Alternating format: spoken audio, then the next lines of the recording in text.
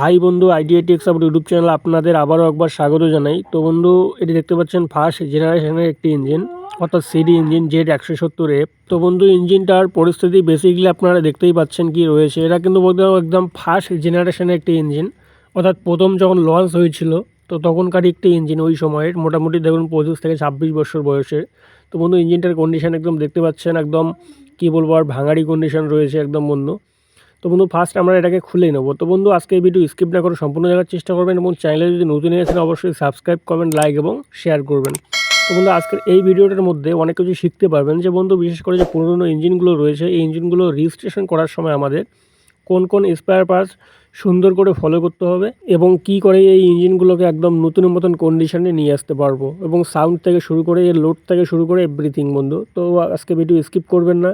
তো ফার্স্ট বন্ধু, আমরা রকার বক্স খুলে নেবো। এর রকার বক্স খুলে নিয়ে দেখতে হবে যে রকারের যে বুস্টুসগুলো কী রয়েছে। তো বন্ধু, দেখতে পাচ্ছেন এটা একদম পারফেক্ট রয়েছে, কিন্তু রকারের যে ক্যাপটি রয়েছে এটা একদম পারফেক্ট রয়েছে, কোথাও ফাটা নেই। এবং নেক্সট বন্ধু, আমরা এর রকার আর্মগুলোকে খুলে নেব। এই বডিটাকে খুলে নিয়ে বন্ধু ফলো করবো যে রকারে কী পরিস্থিতি রয়েছে। তো বন্ধু দেখুন, একটা ইঞ্জিনে যখন খুলবেন আপনারা রেজিস্ট্রেশন করার সময় কিন্তু বন্ধু আমাদের একটা করে স্পেয়ার পার্টস সবগুলোকে সুন্দর করে ফলো করতে হবে, কেননা বন্ধু মার্কেটে কম্পিটিশন অনেকটা বেড়ে গেছে বর্তমান। তো আমি এর আগেও যে ভিডিওতে বলেছি বন্ধু যে সময় দেবে না আপনাকে, তো শুধু একবার থেকে দুইবার সময় দেবে, তার বেশি কিন্তু কোনো সময় দেবে না। এবং আমি এই বন্ধু চ্যানেলে যা আপনাদের টিপসগুলো দিয়ে থাকি সব থেকে কিন্তু গুরুত্বপূর্ণ এবং অত্যন্ত ইম্পর্টেন্ট। বন্ধু দেখুন, তো এটা রকার আর্মগুলো দেখতে পাচ্ছি, তো এটা কিন্তু প্রচণ্ড পরিমাণে এর বুশগুলো খারাপ হয়ে দাঁড়িয়েছে এবং প্রচণ্ড পরিমাণ প্লে করছে। দেখতে পাচ্ছেন যে বুশগুলো রয়েছে এবং শেপটি হয়তো এটা মোটামুটি ক্ষয়ে গেছে। তো শেপ এবং বুশ আমাদের এটাকে চেঞ্জ করতে হবে। তো দেখতে পাচ্ছেন প্রচণ্ড পরিমাণে কিন্তু প্লে চলে আসছে, অর্থাৎ এর বুশ এবং শেপ চেঞ্জ করব। এবং বাকি যা কিছু রয়েছে কিন্তু পারফেক্ট রয়েছে, এবং এর যা রকারের মাথাগুলো রয়েছে যেখানে ভ্যালভের সঙ্গে টাচ হয় যে জায়গাটা, ওটা কিন্তু পারফেক্ট রয়েছে, দেখতেই পাচ্ছেন বন্ধু।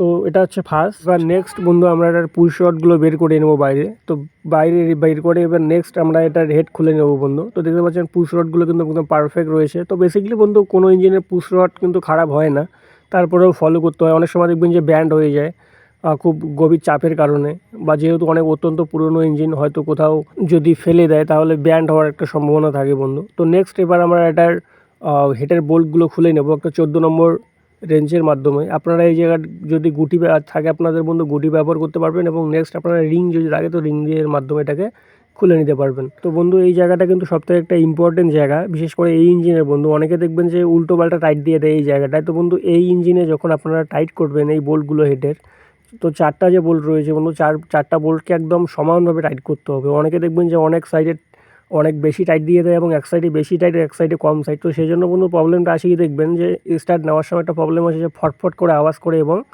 হেড দিয়ে কিন্তু গ্যাস লিকেজ করে সাইড দিয়ে। তো এটা এক নম্বর বন্ধু। এবং দ্বিতীয়ত হচ্ছে কি, যদি এক সাইডে টাইট বেশি দাঁড়ায় তাহলে কিন্তু দেখবেন যে সিলিন্ডার পিস্টনে এক সাইডে খুব তাড়াতাড়ির মধ্যে খারাপ হয়ে যায় কিন্তু।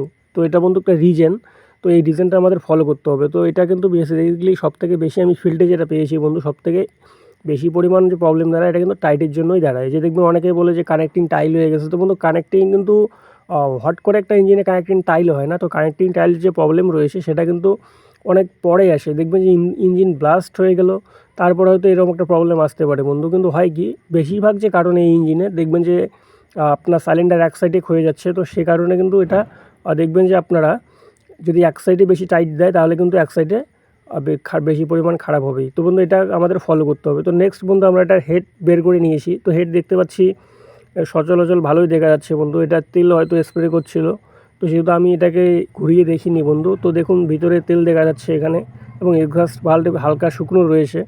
এবং বন্ধু, এর যা ভালভের গাইড টাইপগুলো রয়েছে, গাইড টাইপগুলো আমাদের নেক্সট ফলো করে নিতে হবে কি রয়েছে কি না।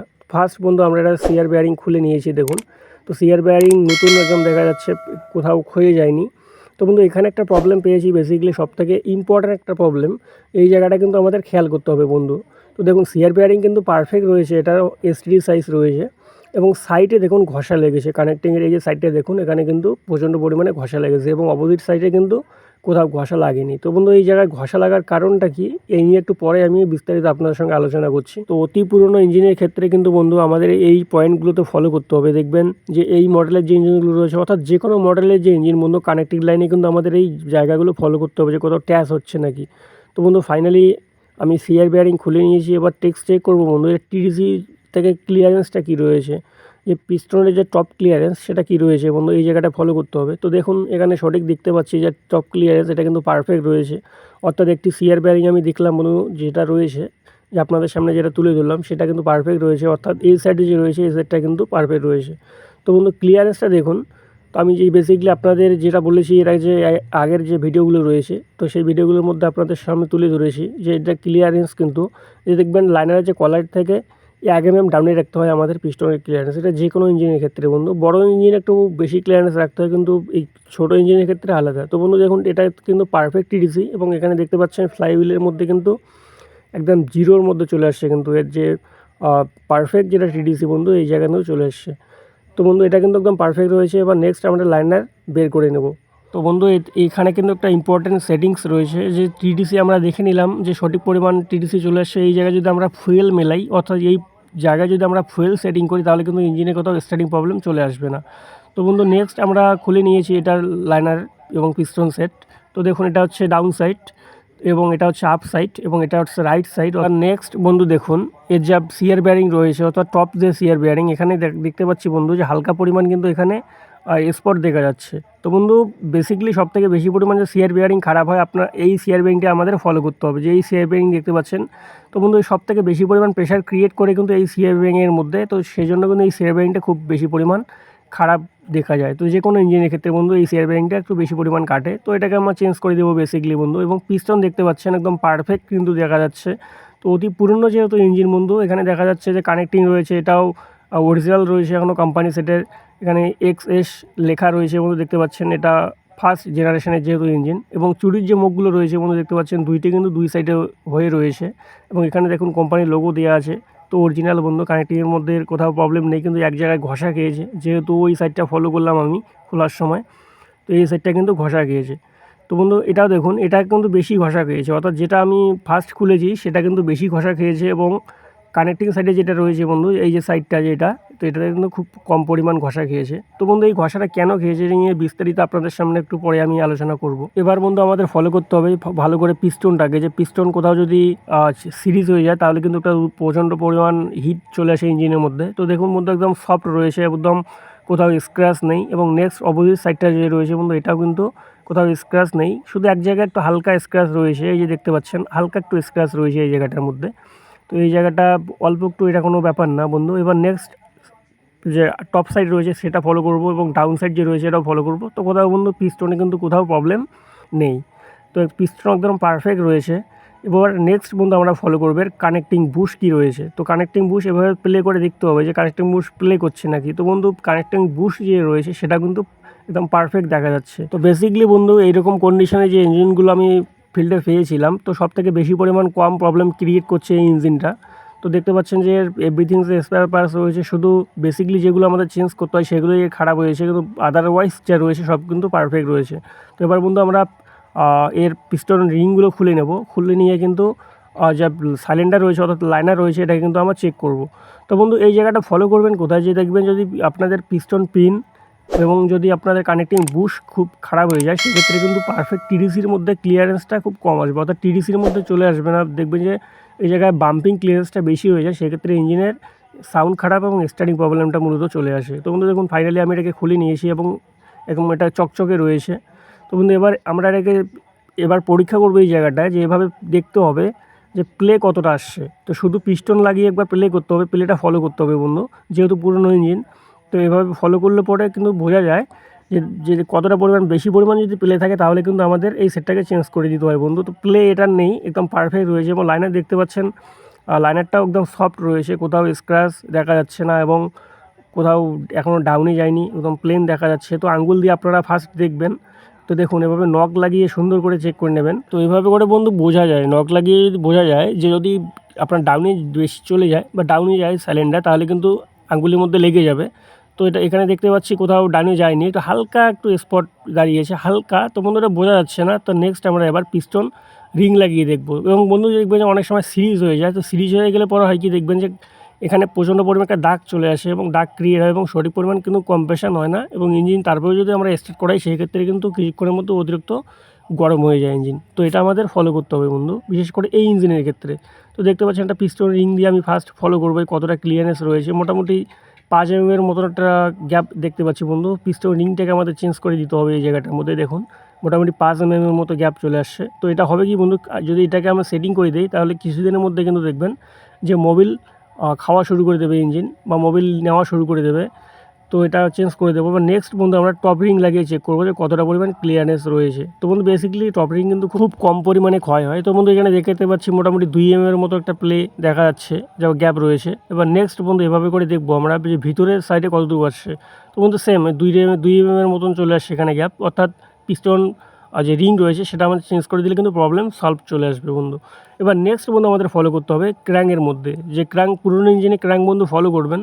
যে ক্র্যাঙ্ক দেখুন এখানে কিন্তু একদম সফট রয়েছে, দেখতে পাচ্ছেন একদম চকচক করে জ্বলছে, কিন্তু ক্র্যাঙ্ক একদম সফট রয়েছে।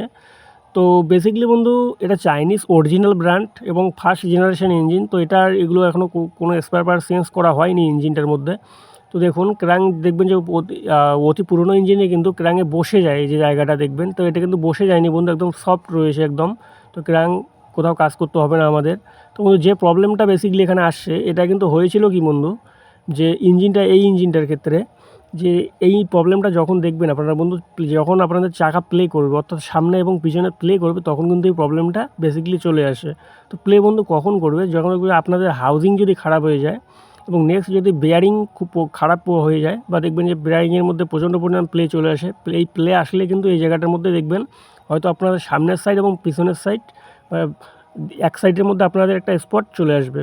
তো এইভাবে আমাদের চেক করতে হবে বন্ধু। আমি যেভাবে চেক করছি দেখুন, যে ফ্লাইহুইলকে চেক করছি, ফ্লাইহুইল সামনে এবং পিছনে প্লে করছে নাকি। তো বন্ধু দেখুন একদম পারফেক্ট রয়েছে কিন্তু। তো প্রবলেম একটা আসছিলো যে পিছনে বেয়ারিংটা ভেঙে গেছিলো এই ইঞ্জিনটার। তো অন্য একজন মেকানিক এটা চেঞ্জ করে দিয়েছে।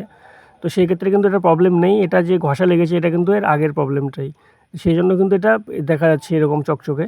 তো বন্ধু এই ইঞ্জিনের যে বেসিক্যালি প্রবলেম, তো এটা চেঞ্জ করতে হবে। ফার্স্ট বন্ধু লাইনার পারফেক্ট রয়েছে, শুধু পিস্টন রিং চেঞ্জ করবো, সিআর বেয়ারিং চেঞ্জ করবো। এবার নেক্সট বন্ধু রকারের যে বুশগুলো রয়েছে, বুশ এবং যে রকারের শেপটি রয়েছে, এটা কিন্তু আমরা চেঞ্জ করে দিয়ে দেবো।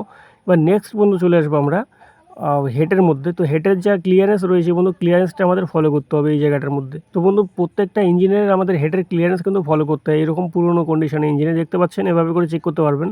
তো বন্ধু এটা কোম্পানি যেটা টেকনোলজি যেটা মাপ দিয়েছে এখানে, যে টপ যেভাবে আমি বসিয়ে নিয়েছি পুশ রডটাকে, সেখান থেকে কিন্তু এটার 1 mm ডাউনে। তো বন্ধু এটা ডাউন হালকা পরিমাণ বেশি রয়েছে, অর্থাৎ 1.50 রয়েছে, অর্থাৎ 1.5 mm রয়েছে বন্ধু। তো এটা চালানোর জন্য কোনো ব্যাপার না।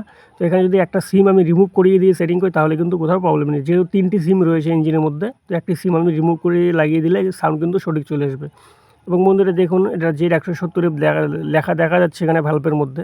এবং বন্ধু এটার যে হেডটা রয়েছে এটা কিন্তু কোম্পানি সিটের রয়েছে, দেখতে পাচ্ছেন এখানে লোগো দেওয়া আছে কোম্পানির, চাইনিজ লেখা দেখা যাচ্ছে এখানে বন্ধু, একদম দেখতে পাচ্ছেন আপনারা। তো এটা কিন্তু একদম ফার্স্ট জেনারেশন ইঞ্জিন বন্ধু, সেহেতু এটা কোনো স্পেয়ার পার্টস এখনও চেঞ্জ হয়নি। এবং নেক্সট বন্ধু আমাদের এই সাইডে ফলো করতে হবে যে ভালভের গাইডগুলো কী রয়েছে। তো গাইডগুলো এভাবে প্লে করলে আপনারা বুঝতে পারবেন যে গাইড কী রয়েছে। তো বন্ধু গাইড যদি খারাপ হয়ে যায় সেক্ষেত্রে দেখবেন যে স্টার্টিং প্রবলেমটা আসে, অর্থাৎ গ্যাস লিকেজ করে সেই জায়গায়। এবং যদি বেশি পরিমাণ খারাপ হয়ে যায় সেক্ষেত্রে দেখবেন স্টার্টের পরে কিন্তু মোবিল খাওয়া শুরু করে দেয়, ইঞ্জিন থেকে মোবিল নেওয়া শুরু করে দেয়। তো বন্ধু ভিডিওটি যদি ভালো লেগে থাকে অবশ্যই লাইক করবেন এবং আজকে পর্যন্ত ধন্যবাদ।